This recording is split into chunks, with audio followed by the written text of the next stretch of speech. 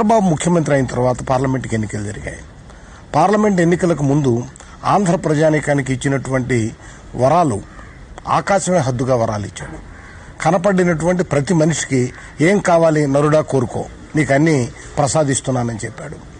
ఎన్నికలు అయిపోయిన తర్వాత 15 రోజులు కూడా కాకుండానే నేను ఆర్థికంగా దివాలా తీశాను, నా దగ్గర ₹1 కూడా లేదు, ప్రభుత్వాన్ని నడపడం నాకు చేత కాదు, ఉద్యోగుల జీతభత్యాలు కూడా వచ్చే నెలలో ఎలా ఇవ్వాలో నాకు తెలియకుండా ఉంది, కనుక ప్రజలే భరించాలి, ప్రజలే నడిపించాలి, ప్రజలే డబ్బు నాకు ఇవ్వాలి, ప్రజల సలహాలు ఇవ్వాలి అని ప్రజల మీద పడ్డాడు.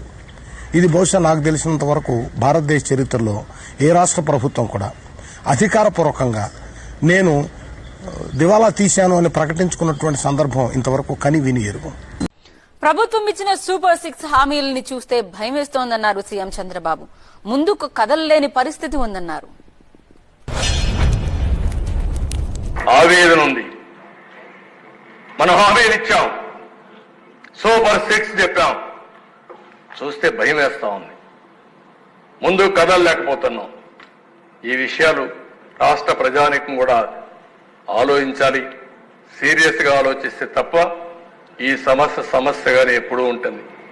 ఏ నాయకుడైనా సరే, పబ్లిక్ లైఫ్ లో ఉండే నాయకుడు, ప్రజా జీవితంలో ఉన్న నాయకుడు బాధ్యతగా ఉండాలి. మనం ట్రస్టీస్ మాత్రమే, పెత్తందారులు కాదు.